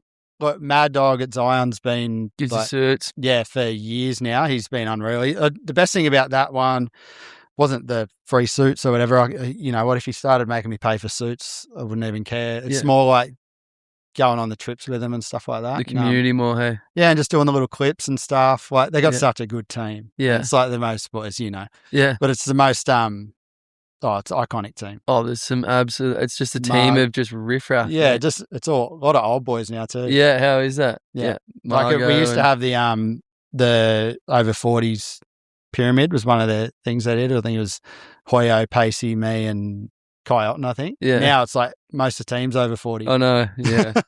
It's so good, eh? Yeah. And he's just bringing them in. All these guys think their days are behind him, and he's just like, you got a bit more, and you come over Yeah. here. Yeah. There you Yeah. go. What do you say? Where every self-respecting pro goes to die, just like on wetsuits. So yeah, him, Parksy, I mentioned before. Yeah, Parksy's been giving you boards forever. Yeah, for like, oh man, once Rob Slater sort of was making less and less, I went over to Parksy, and he's been looking after me since. It's probably, oh man, I'm going to say it's like 15 years Sick. now. How good. I was running, well, still am on the Globe thing. That's more just a product thing. Yeah. What clothes, shoes? Yeah, they used to make everything. I was just decked out head to toe, which was good. Never had to pay for anything there, but they're kind of just gone back into the skateboarding side now. Yeah. Yeah, so just doing shoes and stuff. Yeah, I don't want to forget anyone, but yeah, PKP for the knee pads, Paddy Nilo pads out of South Africa, but there's distributor like specifically over here. Nilo pads? Yeah, just Paddy kneeboard pads. No way. Yeah. I was wondering if you just get like a standard like full deck grip, like a stick and stick it on that, but no. No, well, I've toyed with a few things. I used to make my own. I'd just get like this EVA rubber from Bunnings and like get the router out and groove some grooves in there. And yeah, plenty of people do that. There's been a couple of brands come and go over the years that are specifically doing that stuff. Yeah. How's this light right now? Yeah, how was that? It's just like a beacon in here right now. Yeah. I know, that kind of blew me head off. Yeah. This podcast is brought to you by Looply. Looply is a web development company based in Wollongong, specialised in helping trades and service-based businesses scale. They do crazy websites, back-end sales systems, and can help you get more customers from Google. If you need help or want to speak with a company that knows how to create trust and attention online, use the link in the show description and don't forget to mention Still Noise Podcast to access exclusive discounts and offers. That's Looply, Loopli. Now back to the show. Was there ever been money in kneeboarding? Like, were you getting paid at a point? No, never been paid. Yeah. Never. But a bit funny about the whole pay thing. Hey, like even I'll get offers off people to pay for me to go to contests and stuff like that. Like, okay. They'll offer, I'll pay for your airfares or whatever. Like, I can't bring myself to take money off people so I can go and do a contest. Yeah. Well, I mean, because of the pressure and you're like, shit, now there's a lot of that. And I just kind of feel like, I don't know, I've got a job. I got 2 jobs. Kind of, it's pretty dumb. Like I should take the money, but I just kind of feel like I'll just pay for it myself. Hey, give the money to someone that needs it, maybe. Yeah. And the pressure thing is massive. Like someone pays for you to go to a contest and you go down first round. Yeah. I mean, they can say it's nothing all they want, but they're going to be going. They are, yeah, 100%. That doesn't for sure. Yeah, 100%. Yeah. So I'm going to Brazil in August, I think, for the next Worlds. And I've had an offer to have that paid, and I think I'm actually going to take it this time. So yeah, that person wants to stay anonymous, so we'll keep them anonymous for now. Okay, I was going to say, is there a kneeboarding association that pays for that, or is it a sponsorship, or is it an individual that just wants to see you go over and kick ass? Or? Yeah, I think it's like a semi-sponsorship, but he's just like, we'll talk about it when it comes time. Like, as far as publicly? Once it's been, fair. Yeah. I guess he probably just doesn't want people coming at him for money, and I didn't. He came to me, so that's why I'm like, maybe I'll do it this time. Yeah, no, that's fair enough. Yeah. Yeah. But that was one of the things in South Africa. I had no pressure at all. I just went to a place I've wanted to go my whole life with a bunch of mates that I've surfed with my whole life, paid for it myself. Did the contest. No pressure. Every day I wake up going, oh, well, it'd be sick to make the final or win or whatever. Sick to get there. But if I don't, then I'm surfing super tubes every day. What's the contest like? So, in a surf contest, you've got like your regionals, then you got your states, and then you got your nationals, and then you got your QS. And then if you go good enough, then you get to the World League. Yeah. Is it similar in kneeboarding? All it is you have to compete in a couple of contests in Australia, or each country has its different rules. There's no there's barely a tour, so there's no. Because there's not enough people, right? Yeah, exactly. Is that the only reason? There's not enough people. There's not enough money. Yeah. People aren't making money out of sponsoring kneeboard contests. So there's that. Okay. So there's used to be a fair bit of a circuit in Australia. There was like 5 or 6 contests. That's dwindled right down now. I think there might be 3. And it's not kind of like a circuit as such. It's just random comps. If you do 1 or 2 of those, I'm not sure If you've won a world title before, you don't have to do those. Okay. You're just allowed to go seated. on the next one. Yeah. Okay. But if you haven't, you have to do one or two of those. Yeah. And then you're allowed to enter. It doesn't mean you have to do any good in them. You could rock up, never ridden one before, though you'd probably shred on it. Yeah. Go in a heat. Oh, no. Fuck Go no. in a heat, get knocked out first round, but now you're allowed to enter the other one. They just don't want anyone just coming in. Just bowling up and not even be able to get to their knee. Yeah. Or like just rolling up on a normal surf stick and pegging the piss. Yeah. Okay. So you have to show you're actually dedicated and it's something you're trying to pursue. Exactly. Yeah. Okay. Yeah. Crazy. Because I'm like, how often do you see kneeboarders? Like how many? Like how can you have a regionals? I don't know any other kneeboarders in this region. Yeah, there's not. I think there's this used to be a bit of a zone, hey, for kneeboarders. I suppose there is. Back in the day, there's a few around now. I know a few actually. That's not. I kind of lied there. Yeah. I do know a few. When you think about it, there is a few around, and the South Coast was always a bit of a thing because kneeboarding used to be. I guess as the ages, the demographics gotten older. Yeah, the type of waves kneeboarders ride are a lot different now, but it used to be the heavy reefs where that was what people rode because they wanted to get those barrels and stuff. Yeah. And you could take off, you're not getting to your feet, you're just getting halfway up. So you can scoop in and kind of later. Yeah. So now it's more, you go up the North Coast point breaks and you'll see heaps of them. Yeah. People, fully. as the demographics gotten older, the waves need to be easier to ride. Yeah. I suppose. Yeah. Okay. Is there young guys coming through the ranks trying to become professional kneeboarders? There's a couple at the moment. Yeah. There is? Yeah. Sick. There is guys doing it. Most of the time, I'm going to say 50% of the time, their sons, like my dad, I didn't mention before, my dad was a kneeboarder. It had nothing to do with me getting into it really. Like he was more into his fishing and stuff. He didn't try and get us into kneeboarding, but most people, their dads are kneeboarders and then they get into it possibly the same way I did, the old grooming. Yeah, getting groomed. Wow. So yeah, and so the circuit of kneeboarding, where are the predominant places that they have these contests? Our biggest one every year is Phillip Island. Yep, that's a bit of a zone for kneeboarders. Yeah, why is that? I think there's just always been guys down there running the contest. Like I could be wrong here, but I'm pretty sure it's the second longest running contest in Australia after Bells. Right, I think. And I'm pretty sure it is. So they've always run it. Everyone's always gone down there. There's been a crew of guys down there. There's good waves for kneeboarding down there. Right.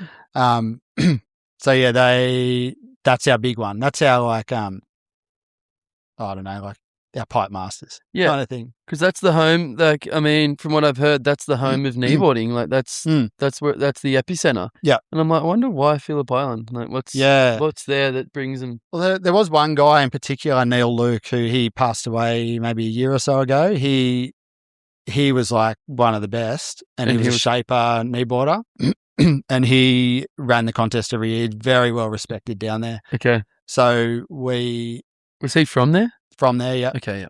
So you could have a contest there, and as long as you had his name, and he was running it, could do whatever you want. It was respected. Yeah. Okay. Yeah. That makes sense. Yeah, because I was talking to someone about it, and I was just like, yeah, Phillip Island. They're like, oh, yeah, ask him about Phillip Island. Like that's the home of kneeboarding. I'm like, yeah, I've heard that. I wonder why. Like, I wonder what it is. So. The godfather of kneeboarding is from Phillip Island. Yeah. That's probably why. I'd say he's one of the godfathers, yeah. Yeah, for sure. Cool. And so like let's just dive into some of the titles. You are how many time world champ kneeboarder? Just two. 2 times. Yeah. One in Dunedin. So we don't do like a tour. Yeah. It's just a contest that runs for like a week and a bit, I think. Yeah. You go through the rounds, obviously, and so Dunedin in 2020, right as COVID come in, we nearly got trapped in NZ. You're right. We were over there watching the news one night after the comp, and talking about Australia punching each other for toilet paper, and we're like, "Holy shit, what's going on here?" And almost got stuck there. Yeah. I went with Parksy, and I think he might have got stuck there for 2 weeks doing the quarantine thing. Oh yeah. Don't quote me on that. It might have been someone else that was in the house with us, but I think it was him. Right. Yeah, so we just got back, and that's how I remember the date of that one. Yeah. And yeah, South Africa in 2024. I didn't go to the one in between those. They're every 2 years. Okay, that's what I was going to ask. Yeah, what about 21? And, Yeah. okay. No, so I've done basically all the ones that have been in Australia. We had a Phillip Island one. Yeah. Maybe 2 of those. Yeah. We had one in the Gong. What, a world title in the Gong? Yeah. That was when I first started. That was like 99 or something. Yeah. Because I was late into the kneeboarding. I think I was like 19 or something when I started. And I just went in that one just as a cadet or junior or whatever it was. Just to have a shot. Yeah. No chance, but just go in it. Yeah, there's been Kiama. Really? Yeah. Sunshine Coast. There's been a few in Oz and a few in New Zealand. Mm-hmm. Again, just because of the money factor and there's someone there to run it. You just need an association to run these things. Yeah, fully. I did Tahiti. Mm-hmm. I missed Portugal, Spain. Yeah, that might be about it as far as the international ones, missing those. But yeah. So out of the how many of the ones that you've competed in, since you've been a cadet, since you've been an established kneeboarder, how many have you won? Yeah, just the 2. So you've been in the 2, and you've won. Oh both. No, how many have I been in? No, sorry. I'm gonna say maybe 6 or 7. Okay. And who's at the top of kneeboarding? Yourself, the all-time GOAT, Simon Farah. He's Narrabeen boy, but he lives in Shell Harbour for the last 15 years. Yeah. Everyone probably a bit older than you knows who Simon Farah is. Yeah, I've heard the name. I have heard the name. Yeah, he was actually kind of around when kneeboarding was still a thing, so he's kind of almost semi-famous, I guess you could say. Yeah, famous. Him, one of my good mates, Albert Munoz, who he lives in the Gong now. He's Puerto Rican. Yeah. He is probably one of my best mates, also my biggest nemesis. As far as he beat me in the final at Kiama, he beat me in the final at Phillip Island. He wasn't at Tahiti. I was in that final. He's kind of the one that keeps knocking me. But he's the one I beat in the final at J-Bay. Okay. And maybe the semi-final at New Zealand. Yeah. So I've got him back a couple of times. But good. there's a heap of names. Gav Coleman is another big threat all the time. And, as far as the younger guys, Tom Novikov, his dad is a couple of times world champ from Narrabeen as well. He was a big name back in the day. You can look up, there's a lot of Timber Nathan's original, who's a kneeboarder. Original, probably doesn't want people to know that either. Oh, dear. His original movies, there's stuff of Mick Novikov and Simon Farah in there doing barrel rolls and stuff at Pipe and at North Narrabeen. And so his son's one of the big dogs at the moment. Yeah. Another young bloke, Owen Fairweather from down Victoria. Yeah. Mornington Peninsula, maybe. Something like that. Yeah, so they're probably the threats at the moment, I guess. The threats. Yeah. Yeah, are you generally in these contests, are you making the final? Usually? I have, I've been pretty... You've made every final? Not every final. But close. I think of the last...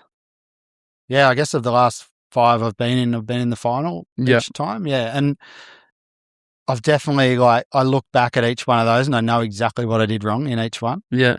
And it was, I just, stuffed up big time. Yeah, it was out-surfed and stuffed up, but I know how I stuffed up. And yeah. So you learn every time, for sure. Yeah. But so I've won the last 2 I've been in. Sick.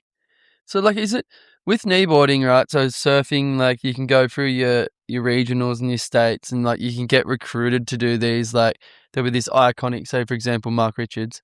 He does this training camp and you get a scholarship to it and you pay a small amount of money and you do this week scholarship and you do this training camp and includes live surf coaching and you do physical stuff and you do breath work. Is there any of that for kneeboarding? Nah, there's none of that. You just got to fucking figure it out on your own. Yeah, it's just not that serious. Yeah. It's our contests, and this is one of the things I love about them. They are a contest and everyone wants to win the contest. But it's more just catch up with the boys, eh? Sick. It really is. It's just a week of hanging out with a bunch of weirdos that you only get to see when the weirdo convention's on, and you just have a hell time. Yeah, sick. So like what? You're on the tins every night. There's nothing. Yeah, no for one's got sure. coaches and shit. No one's in the dunes with their earmuffs on None or of that. on the the treadly. On the treadly before it. And there's no one's got a coach and this and that. Nah. It's just yeah. No.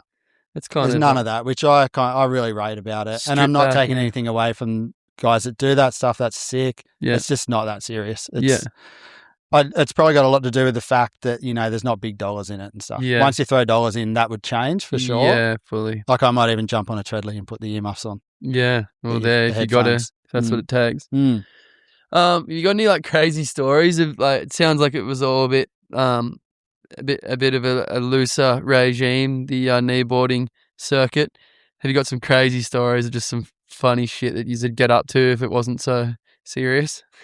No, it's just like I probably came in I think back in the day, some of the stories I've heard back in the day are wild. Like it was wild times, but I think it was like that on the surfboard tour as well. Yeah. Had guys like Potts and Hoyo and all that on tour. We had some wild dudes. One that was from down here, actually, Albert Whiteman.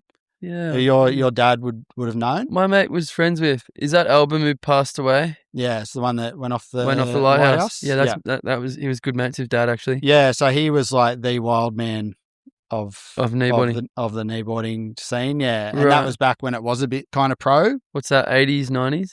Yeah, I reckon. Yeah, late 80s, 90s. Yeah, Mm-hmm.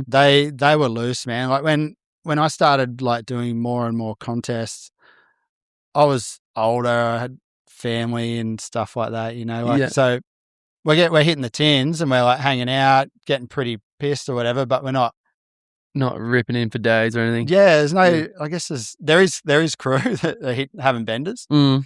I just want to go surfing again. Yeah. To be honest, like I'll go out, get murdered that night after winning, or the biggest nights I've had were every time Albert won. Yeah, he'd go home and I'd celebrate his win. Yeah, I mean the boys. But when especially the last one, right, J Bay. Yeah, it's cooking the day after the contest. Yeah, you want to kind of have your wits. You've got 3 more days left of your trip, and you're like, do I get blind and send it in a dangerous country for a couple of days, or do I just go get pitted out super tubes again? Pumping waves. Yeah, fully. And then save the shenanigans for when you get home. Yeah, get home and then have the returning home party. But I'm going to be boring with that one, and I'm not going to go into any stories just because, like, it's people's. Yes. No. People's reputations and stuff. Yep. No, fair. That's all right. I understand. Sorry about that one. Don't be sorry. Mm-hmm. I have another one of these, eh? You ready for another? No, just another swig. Oh, yeah. I might have another one, like another full one, I think. I'm cruising there. Okay, so you're the last two. So how old were you when you won your first world title? I just scraped in under 40, eh?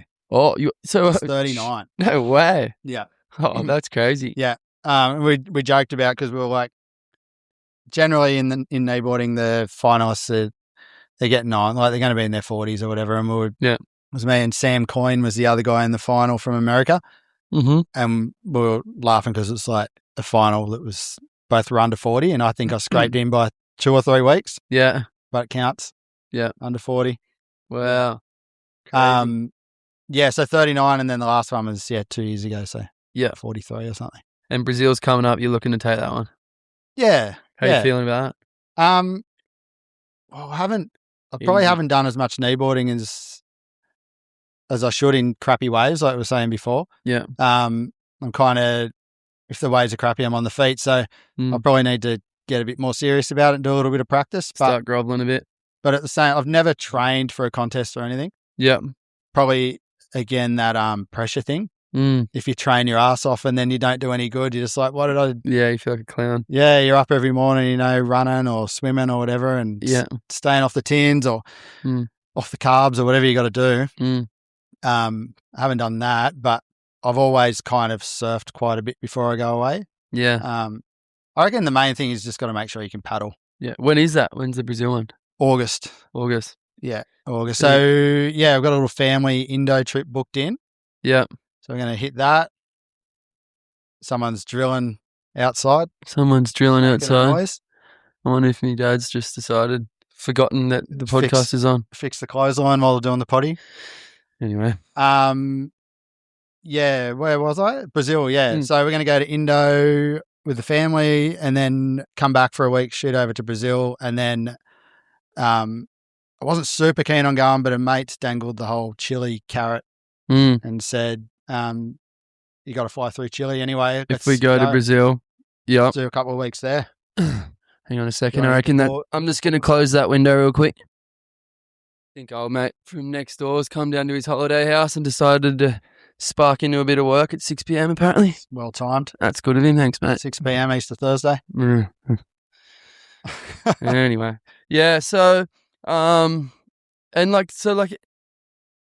every 2 years, is the circuit mapped out?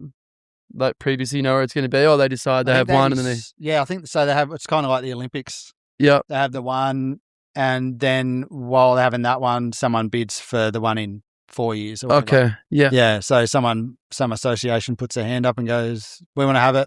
Yeah, we've got the infrastructure, we've got the money. Let's do it." So yeah, that's how that works. Okay, sweet. All right, I have a question from the audience. I don't even need to look because I already know it. So this is a question from our good pal Harry Bryant. How's he be? Yes. So his question was, how do you maintain swivel-like hips and such a tidy physique? Here we go. Yeah. But he dropped one the other day that was pretty funny. The missus was laughing her head off. Body of a 22-year-old Pilates instructor or something like that was what he came up with. So yeah, well played there, mate. Look, I've been plagued with this. Yeah, every time you get in your weddy, everyone just starts hammering you. Everyone puts shit on me. Hey, like if a mate once told me, older bloke, abs on skinny guys don't count. So mine don't count. No, come on. Are you training? What's going on? I don't train. You swear on your life. Cut the push-ups or something. Well, I do. So in the fireys, right, you got to stay fit. Yeah. Right? Well, you don't. Some aren't, but it's in your best interest. If you're running into stay fit. Yeah, if you're doing silly things, you really need to be semi-fit. So every fire station has a gym. Okay. I'll hit that on shift, but I'm talking for like 40 minutes, piss weak, probably scrolling through Instagram while I'm on it. Right.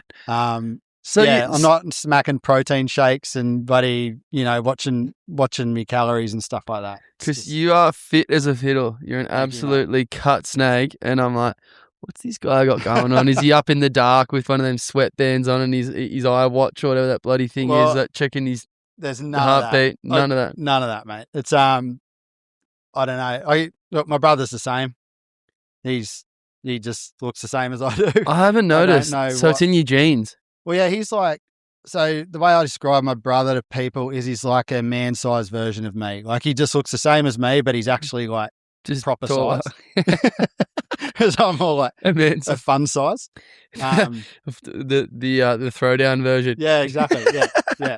He's the stubby on the throwdown. So, yeah. So, sorry, Haz. I'd like nothing. Hey, what's he talking about anyway? You see, that guy like ripped dads when he wants to be. Oh, fluctuates. Yeah, he's like Oprah Winfrey. He definitely he balloons out, but then he bolts right back to the fittest thing you've ever seen again, doesn't he? He loves that. Yeah. Oh shit.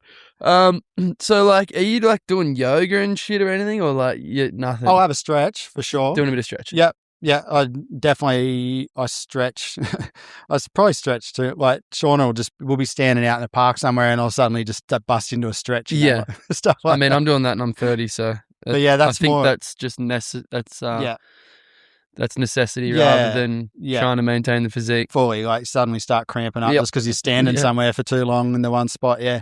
But I did do yoga for like a year and a half or something. Yeah, just before I had kids. Yeah. Best I've ever felt in my life. And then you have kids and you just got no time for shit like that. Yeah, no time for yoga. So I'll just do a bit of, again, it's like twice a week at the fire station. Bit of a stretch. Yeah.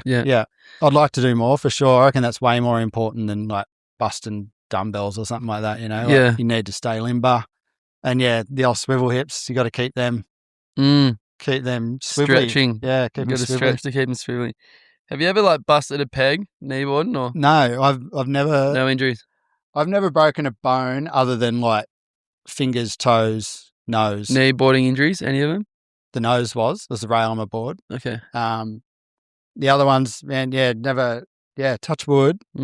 My left knee is giving me heaps of grief at the moment, but that was actually a party injury. That was at Hetty's Hotel, which is a pretty iconic joint back in the day. Minding my own business, dude pushed me from behind, thought that I'd spilt my beer on him, but it was someone else. Pushed me from behind, fell down on my knee, right on a rock, and just like cooked it.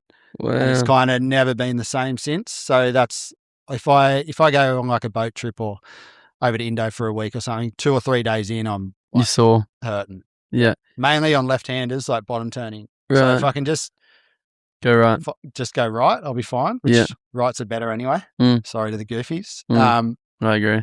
I'd be fine. But so those left-hand bottom turns sort of cook me. But that's not from kneeboarding, but that has affected the kneeboarding, I suppose. Yeah. Again, another one of the reasons I ride a footboard a fair bit now. Because your knees get sore. Yeah.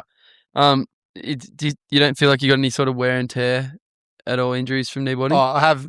This was from kneeboarding, actually. I've torn my medial ligament twice, actually. Same knee. Yeah. And how does that happen? Coming down and just impact, or? This one, the first time was I was going left and I went to turn, and it was a brand new board. Went to turn, the board kept going that way. My body went that way. And so it kind of like, it's not a hyperextension that's going like that, but my body was going that way and my knee went. So kind of like pivoting in opposite directions. Yeah, bottom half of my leg went that way. So it like ripped that in there. Yeah. That was like 6 months out of the water. Oh, yeah. I think. So pretty bad. That was a big one. Yeah. And then I did it again. And it was like so minor. It was just coming down off a Rio or something and it just tweaked it. But that was like not as bad. It was like a couple of months out. Yeah. That was it. I don't think I haven't had any other, nothing major. I've had heaps of like stitches here and there from the fins and just the standard stuff that's everyone's had. Yeah. Like, every kid's getting those, just pad on out and getting run over. So yeah, that's nothing kneeboard specific apart from that ligament. Yeah. Yeah. All right, so now we're going to dive into a couple of questions from our pal Creepy Kyle. Oh, creepy. Let me see. Where is he here? So there's a couple of good ones here. Do you prefer the prayer position over boogan and stand up, or is it all a gimmick for world titles? Yeah, it's just the ease of like less people to compete against. 100%. It does make it easier. Yeah. I'll give him that. I'm not denying that. Everything has its place, doesn't it? Yeah. Doesn't it? I used to love Bergen. Yeah. I was a frothing burger, like till I was 18 or 19. Love the stick. Yeah. But yeah, I'm not going to win a world title on the stick, eh? No. And I mean, I guess, would you say that you feel your performance is best when you're on your knees? That's an odd question, eh? That could definitely be taken another way. Did you know? Is that what you meant by that? No, I didn't mean it. I'm glad it came out like that. That's good. Yeah. But no, it's not what I meant. I hope I never find out that side. That's multiple. Yeah, definitely. Yeah, like because it's what I've done the most. Yeah, for sure. It's what for like 20 years, it was all I did, just kneeboard. I didn't do anything else. So, do you enjoy it the most too because you are best at it? Yeah, it's probably, I reckon, like, the better you get at stuff, the more you enjoy it. The more you enjoy it, yeah, exactly. Yeah, cool. For sure, because you can do more shit, right? Yeah. But nothing beats that, getting so low on the bottom turn on a decent wave and like. Oh, yeah, you're right down there. The center of gravity's low. You're right on the water. It feels so sick. Like, it looks sick. Dead set, my favourite thing to do on a kneeboard is probably the bottom turn. Yeah, it looks the sickest. It's so fun. And you're just feeling the G's, eh? Yeah. Like you're going. Yeah, you're right down there. Yeah, I agree. I reckon that's my favourite part to watch. What else have we got? Mr. Misto has asked, can you go switch? Switch knees? We'll be facing the other way, right? If I go switch knees, I guess I'm facing back into the barrel. So, yeah, I've probably done that by getting hit and then spun involuntarily. Mr. Misto, there's a name I haven't heard in a long time. South Australia, I believe, maybe. I wasn't sure exactly who it was. This was just through the Instagram. I met him in South Australia. He at a South Australian contest. Okay. Is that a fellow kneeboarder? Or? No, he was a burger. Okay. Pretty sure. He was taking photos down there, and we lined up and he showed me a couple of spots. Right. Do you have a name of who this Mr. Misto is? I'm so sorry, Mr. Misto. I can't remember his name. Yeah. Yeah. That's the last time I saw him. And that's what happens too, is like people start to be known by their like online presence because you hang out with them and then you chat with them over the internet and they become their title. Fully. Like what? I need to know. What's Kitty Cat Rawlins? Kitty Cat Crawlins. Do you want to talk about that? Yeah. I just need to know what it is. I think we did this in the last one actually. Oh, they asked as well? Yeah, but we can go briefly. Just go quick. In Malmo. So when I was in Central America, I was wearing these crazy cat-eye sunnies and we're walking through a city one time and I was just dawdling. My mate's like, stop crawling, kitty cat. Yeah, because I was wearing these stupid sunnies. And he goes, hurry up with your kitty cat crawlins. And I was like, kitty cat crawlins? Yeah, that's pretty funny. And he goes, you should change your Instagram to that. So we got on the tins that night, did it. Woke up the next morning, you idiot. Tried to get my name back and someone had taken my Instagram handle, like Jake McEwen. Wow. So I was like, well, shit, I'm stuck after, right? Yeah, so anyway, that was it. Now I'm stuck. Well, that's kind of, so mine is, Shane Oin. So the Oin part is. Yeah, what's Oin? That was a trip to Lakey Peak. We're staying at Balumba, I think it was called. It's just like painted blue concrete joint. And the guy that was serving us food every day there could not pronounce Shane. Like, would not happen. So he'd come out every morning for some reason. He'd come out and go, you order pancakes, Oin? Like that. And I'd never order pancakes. So every morning I'd be like, I didn't order pancakes. Why did you keep asking me if these are my pancakes? And then every morning again, for sure. You order pancake, Oin? So the boys just all started calling me Oin. Oin. Like OIN. Yeah. I've tried Shane Oin. I've tried to work that out and I'm like, what's this got to do with Simpson? Yeah. So there it is. Yeah. So for a long time that was my nickname, Oin. Oin. Yeah, and it still is in that sort of circle of friends. In that circle of friends. And that's what Shauna mostly calls me too. Does she? Oin? My brother, same thing, yeah. Not Neal. No, she doesn't go with the Neal thing. I just like when I first started hanging around with you, I thought you were just Neal. Yeah. I was like, what a good name for a kneeboarder. Yeah, there's some great ones. There's a guy out of South Africa called Jed McNeilage. No way. Yeah, he's the younger bloke. His legit name on Jed on the McNeilage. certificate. Yeah. Wow, he was born for it. There's plenty of Neals, like Neal Luke, like I mentioned before. Yeah. Neil Owen. There's so many Neals. That's sick. Yeah, and whether they just run with it, because, name Neal and they go run with it for that reason. There's a lot of them. I've started kneeboarding, now I'm going to stick this out. Yeah, John O'Neill, Paul O'Neill. There's some like it's a ones. full thing. Yeah, it's a thing. So you've just jumped on the bandwagon. Yep. All right, we've got another one. Okay, so is it true that there was some talk that you're not the only person in your family that's got a kneeboarding title? Is that true? Does your old man have no? But Troy would have had. Troy would have had a couple of I don't know. Troy was I think I mentioned before, was like the best. I reckon he was the best. Like the best. He hates this, but I'll bring it up. I'd tell everyone. Yeah. Surfer Magazine did an article on him, and they called him the Dane Reynolds of kneeboarding. Shut up. Back in the day, and I love that. He never jumps back on just to have a little whip around? He did. We went to the Mentawis. We were out on the boat, surfing this place called Pistols. Perfect little kneeboard wave. I think I've surfed it, yeah. Yeah, it's near Rifles. Yep, I have surfed it. Great little kneeboard wave. In the playground there. Yeah. Yep. And he grabbed my board. I said, go have a spin, see if you can still do it. And he went out and absolutely destroyed me, hey. On my board, which would have been too small for him. Upside down, tubes, going crazy. And I just fucking grabbed it, put it back in the boat and said, don't ever. That's enough of that. Don't you ever touch that again. Never do that again. But he never really went well in the contests. Okay. I think he won one or two, but I don't think they might have been part of a circuit or something. Okay. He never sort of got, I might be wrong, Trozza. Sorry if I am. But I think. Because Sasha, Sasha Patterson, Luke and Sasha. Yeah. Yep. So I saw her the other day and I said I was going to have a chat to you and she's like, can you ask him this? Because I've heard, she might have just heard that he was also a very successful kneeboarder in his time. Yeah. Yeah. No, I'm going to say no, but I get where she's coming from. Okay. Yeah. Yeah. She popped into the salon yesterday and she's racking her brains trying to come up with a question. I thought she was going to go something pretty deep and try and something naughty. Yeah. Oh. Yeah. I wish she was talking who's the biggest punish to surf with in Ulladulla sort of question. Oh, I like that. And I was just going to go Luke, her husband. Oh. Just to put her in it and put him in it. Oh, but no. True. Yeah, so that's... Yeah. So as a kneeboarder, What about George Greeno? Yeah, well, he's the godfather. When you're talking the godfather, He is the godfather, hey. Yeah, him. Well, if you talk to anyone about kneeboarding that doesn't really know anything about it, they all throw the George Greeno and the Pete Crawford. Okay, the two. Pete Crawford was from D-Bar, right. DY, sorry. Yeah. Yeah, he was super lordish. He won everything. Okay. And this would have been, my kneeboard history is so bad. Some people get right into their sport and know all the history and that. I just do it. I just enjoy riding a kneeboard. Yeah, yeah. But yeah, he was probably late 70s, early 80s kind of scene. Mm-hmm.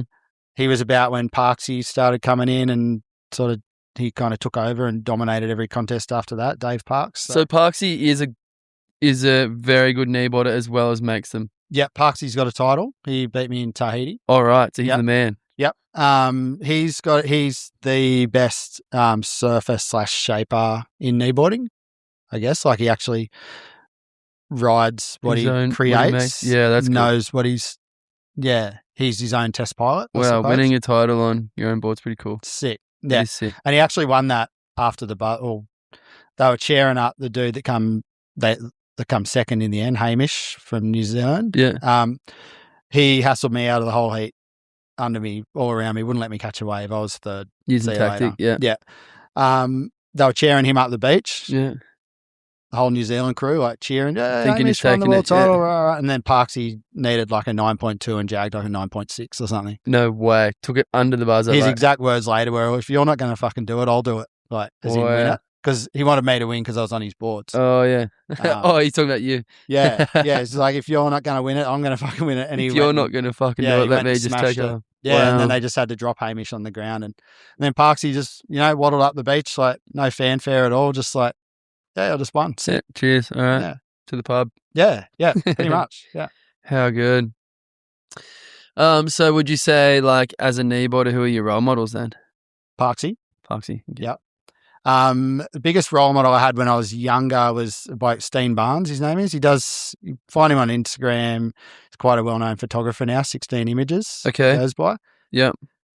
He was, this sounds like bullshit, but that guy was doing backflips and stuff like that, like hitting the lip and just straight back over. And you do barrel rolls, don't you? I swear I've seen you do some sort of barrel roll. I've got a couple of little funny little tricks. I've seen you do some sort of barrel rollish thing. Yeah. I don't know.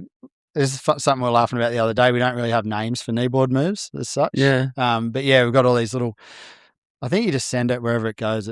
Just sit. Yeah. There we go. Yeah. That's it. But Steen, he was a real air guy. Okay. And I actually was not far off giving up on the kneeboard thing for a while there. I was just like, there wasn't many role models. There wasn't guys I was looking up to. And then I used to go and stay with him in Wollongong when I was living in Husky. Yeah. And he kind of took me under his wing. He's like 10 years older than me. Right. And I was watching him surf and just going, holy shit, this is mad. Killing it. Yeah. Sick. And that persuaded me to keep doing it. And all I wanted to do then was airs. Thanks, Steen, is it? Steen. Thanks, Steen. 16. So, so I'll just go hit pipe on the rights and just try airs every wave just to try and be like him. My brother back in the day was younger than me, but I looked up to his surfing like more than anyone's probably. What's it take to get Trozza back on the knees? After talking about it like this, he's probably never going to talk to me again. Yeah, everyone knows he's a kneeboarder now. He'll be so. Come on, Trozza, let's see it. I guess we'd have to like break his feet or something. Maybe we'll drop him into like a wood mulcher or something and just take him down from like the shins down or something. Yeah, save some shins. You kind of need that to turn on. So we'll take the ankles off. He could go too far. Yeah. Go too far. Yeah, fully. Yeah, so like, do you ever encourage your boys to kneeboard? Has that ever been a... No, but they both went in the Phillip Island contest with me once. There was a little junior division. I was like, go in there, and they did really well. They'll bust out. They'll go surf their little wave. They all surf down here, minis, and they'll get out and just they'll all be sending it on the knees. Yeah, I've seen it do it a bit. Yeah, they all do it. They're all got a smile from ear to ear when they're doing it. Yeah. Axel might be. I think he's a bit cool. Too cool. The older one, because he's at that age and he's a good little surfer and he's like, he's a bit cool for it. But Jai loves it. Really? Jai doesn't really identify as any kind of surfer yet. He surfs, he boogs, he shore, he bashes, he kneeboards. Whatever kind of wave riding's possible, he's into the water, it. Yeah, Jai's happy place is the shories, I reckon. So good. But yeah, he's asked me for a kneeboard. Yeah, I was going to say, would you ever get the boys a kneeboard? I would, for sure. I've asked Parksy before, but it didn't come about because he's always traveling. But I wanted to get like this little communal kneeboard to put down at minis because they all want to ride them. Yeah. Just put it down there and just let them ride it. Not convince anyone to do it like full time, but just let the boys have a whip. Why not do something else as well, So yeah, that's a sick idea. Yeah. Yeah, even if you just got one for the family, like a little one just for the boys to throw the stick under the arm, the kneeboard, and the boogie under someone else's arm. Yeah. 4 crafts and just play around with all of them. And I love that. That's what I love about surfing these days. Everyone's just doing all of it. It's not just this white 511 thruster now. Like, not anymore. No, it's very experimental. Which is, I think, why I get less shit these days too. Like, it's just another thing that people are like, oh, he does that. That's, I wouldn't do it myself, but it's pretty cool. Everyone wants to be different. Yeah. And you were already different before it was cool to be different. Yeah. And, like as the further I got into it, it was always one of the reasons I stuck with it as well, like doing something a bit different. Yeah. Definitely was one of those little things that persuaded me to keep going. Yep. For sure. Man. Do you have anything that you'd like to cover or any stories and stuff you'd like to share? Something? No. Any cool stories of growing up or crazy moments, just life-changing moments or anything you'd want to? The life-changing moments probably Rob Slater picking us up from school and making us ride kneeboards. Yeah, fully. My life has gone the way it's gone, and I've met all the people I've met because of that. They used to pick us up. Well, that's pretty well. Like, I've been to some crazy places, like the Zion guys. Like, we went to Iceland on a trip. Oh, you went on that trip? Yeah, that was mental. Sick. Got to surf J Bay because of kneeboarding. Yeah, that's the life-changing stuff. That was the pivotal moment right there. If I was a surfer, I probably wouldn't have been good enough to do, to see the world doing it, but this way I have, for sure. Yeah, that's the life changer. Sick. And then just moving back down here. Yeah. I'm so much happier now. Yeah. I went to the Gong for 2 years. That was the thing. Go up there, hang out with Shauna, drag her back down the coast. Yeah. The Gong's kind of half compromisable for, like you said, a couple of years. I did 2 years there. Yeah, you did? Yeah. 2. In Tyrrell. That was it. 2. Yeah, right. That was me limit, and I was like, that's enough. Just enough that you don't lose your cred down here, eh? And then I come back, back down the end, buddy. Yeah. So what do you reckon the limit is when you move away? I was 15. Depends how much of an attitude you got. You can live. You can move away for as long as you want, as long as you come back with enough of a hot head. You can kind of find your spot. I heard the number I heard was 25 years. You need to live here before you can get away. But 7. I got given a little leeway. They reckon because I was from Husky. Yeah, no, you're in the network. I got 15. No, 7. 7? They say 7. All right, I'm on 7 now. Yeah, you're in. You can do what you want now. Laughing. Yeah. Bomby, here we come. Yeah, get out the front, start just swooping in, pulling guys off. You can do it. That's it. I don't know where that number came from, but that's what we always spoke about as kids. Yeah. Like when Darcy Piper moved to town, we were like, hey, you're only been here 5 years, mate. Darcy's not from here? No, I knew that already. Yeah, no, he grew up in Merimbula. Yeah. But he was that's South Coast. That counts, right? I think so, yeah. He was a friend of ours since we were kids, though. We knew him for ages, and he'd come up and stay here, we go and stay there. So one of those exchanges where you just kind of get the red cup. And you come, mate. All those times you had us, there you go. Jump in the line, for sure. But no, that's getting back down here, super happy. I was living in the Gong. Yeah, I think I just moved here maybe when I won the first one in Dunedin. Yeah, might have. Yeah, it must have been. Never happened. Got back to Wollongong. No one said a thing. I think Sand and Point board riders or something might have put a post up and said, "Congrats to Chayne." Congrats. When I won the J Bay one and got back down here, man, it was everyone was so happy for me. It was just unreal. I got a picture on the wall at Southern Man. Oh, I've seen that. Is that new? Yeah, it's. Did you put it up? No, it's probably a year. Did you put it on the wall? Sign text in Milton. It wasn't you. He did it. I was going to say, imagine you getting the job to put your own photo up. I actually tried to talk him out of he was adamant we had to do it, and I was like, I don't want to do it. I didn't want to be on there. He's like, we're doing it. So just stoked to be around here. Thanks everyone for welcoming us, and I mean, you're from the me, family. mate. Jervis Bay's from me. Yeah, I can see it. Yeah, just you about. can see it. You're from me. I can see it. I can see it from my ensuite window. Mm-hmm. So I reckon that's from me. That counts. That counts. I reckon. Yeah. I mean, like, depends if it comes down to push and shove, and it's a fucking 16-second interval, and there's a wave every half an hour, you might get the shove down to like third position or something. Worry. I still, whenever there's swell and all the lads are out at a couple of the breaks here, I'm in there duck diving, getting the little ones. Oh, I mean, you don't have to be, but that's. I know. That's this beacon of light I'm copping in. It's making you look good. Is it? Yeah, it's good. Well, look, I got me ring light there for light, so that's good. I've got natural light, so it might hide some of these scars and zits. What are you fired up on at the moment? Getting ready for Brazil. Nah, I'm not fired up on that. Hey? Come on, let's go. Oh, what am I fired up on? Man, my family. Hey, I'm like, you're super dad mode. Oh, I'm just full blown family man. Hey, I just want them to have fun, and like I hung out today. I took my kid up to one of the beaches up the road here. A couple of his mates as well, and it was just me and the Groms, and there was just so much energy and so many hot chips and milkshakes and shit. But just having the best day, and it just keeps you so young. People that say you surf less when you have kids and stuff like that. No, I'm surfing more. Yeah, the boys love it, eh? Yeah. Every morning I go and check the surf after the gym, or if I go for a grubber, I'm like, there it is, the barefoot time, just front and center. But how'd you go with that nail in your tire? Yeah, so I went in there to get the tire fixed for $40, and then they said it was irreparable and you need 2 new tires, so it cost me $700. Oh, so I didn't go too well with that one. But that's nail about number 500 since I started doing the renovation at home. Oh yeah, hectic. And now everyone around me is renovating, so there's plenty of nails getting around. How good.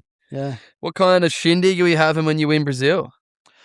I don't know. We needed to have one after J-Bay, and then time just got away. I remember Hazzy B messaged me and he said, Neal, I'm picking you up. I need you for 48 hours. Yeah. Let's do it.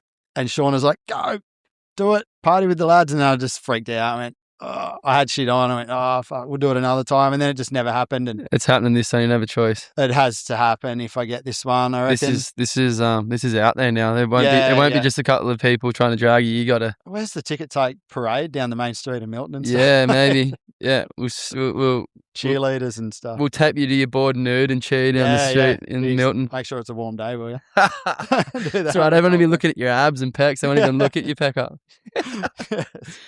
And all right, so I like to wrap it up with a bit of what's coming up. A little bit of a time frame, 5 years, just to give us a little bit of a window there. Again, back on the kids thing. Every year is so different when you got grommets. Like they're getting older, maturing, going through different stages of school and all that. So it's pretty much just getting them through school, going away as much as possible with them, which becomes very expensive. Yeah. Brazil, I don't know where the next one after that is. I'm going to be getting close to 50 by then. It's like... you got plenty of years left. I figure if I can keep getting in the prayer position, mate, and... throwing it around, I'll keep going in it. As long as it's at destinations I want to go to, and that's with the Brazil one. I haven't been. That'd be sick. I wasn't heaps keen, and then an old bloke out in the surf, he kind of just said, mate, see as many places as you can while you can. If you got the opportunity. Absolutely. And since then, I've just been like, let's do that. 100%. So, Chile, hopefully. Love to get back to J-Bay. Is that the same trip? You'll go while you're in Brazil, you'll bounce to Chile? Yeah, I think you go through Chile to get to Brazil. I think it's a stop over there. You flying to Santiago? Yeah, to Brazil? Yeah. I think it's a stop over. Yeah, so that's the plan there. Just keep surfing. Hey, just sick. Yeah, keep surfing. Having arvo tins with the boys. Yeah, how good. Yeah, it's good having the young lads all fired up on surfing because so good. I just love their whole little crew. They got the best little gang. There's a good squad of young kids in town, isn't there? Yeah, they're not dickheads. They're all all good kids. Respectful young lads. They're respectful. They've been raised right, all of them. There's a good generation coming through for sure. It's just a good generation of mums and dads around that are doing it right. Yeah. I reckon they're not letting their kids be rat bags so much. But let them be rat bags. But let's teach them respect. But yeah, kids are going to be rat bags. Yeah, Be a pretty boring life if they There's weren't, always right? a bit of rat bag, but that's all right. Rat bag's all right as long as there's respect and people are Yep. kind. Yep. Yeah. Kind and rat baggy. Yeah, and thanks Mother Nature. Isn't it? It's crazy because it's only this time of the year. Yeah. Literally, this will probably be the only 3 days that we're going to get that sun because it dips behind the roofline here and it only pops in. There's literally a strip of 100 mil where that sun can hit. It's aiming straight at your beautiful face, And mate. it's, I should have put you in this spot. People. Hopefully no one zooms in on my Instagram videos. They're going to see all me pits and scars and zits and that. And thanks to the neighbour for not drilling for too long. Yeah, that was nice of him to only do that for 10 minutes. Well, Neal, Chayne Simpson, the man, the myth. Thank you, bruv. Thanks for having me, mate. Appreciate it. And feel privileged. Oh, mate, the privilege is mine. Pretty cool crew that you've had in there. Yeah, no, it's pretty cool. Pretty keen to see who's coming up too. Yeah, I actually don't know who's next, but there's just a lot of interesting people around here, eh? There's a lot. Yeah, I'm interested. There's some characters talking with was it my previous guest? No, the one before previous, Benny Serrano. He was talking about acupuncture, and Jason Harper, the acupuncturist in town. Yeah, that would be a good one. Yeah, I've chatted to him a few times out in the lineup, and we discuss his whole journey of acupuncture. Now I can't stop thinking about acupuncture. Yeah. Russell Bjerke and all my friends that are athletes, Harry Bryant is another one. They're going to him and getting these treatments and coming back and just speaking so highly of it. So now I need to know what this bloody acupuncture is all about. Yeah, and isn't he one of the nicest people you've ever met to? So that could be coming up pretty soon. Jace, if you're listening, get ready, mate. You're next. But thanks, bruv, and looking forward to watching the boys grow up in town and seeing the young, respectful, kind young fellas they become and seeing how good they'll be surfing in a few. Oh, mate, they already are. You can see it. They got good nature and they're surfing well and keen to see what happens and keen to see you come home with a Brazilian trophy on your shoulder. Yeah, why not? Then it's party time, eh? Let's go. Hold you to it. Yeah. All right, bruv. Thank you. Thank you, mate. Love it.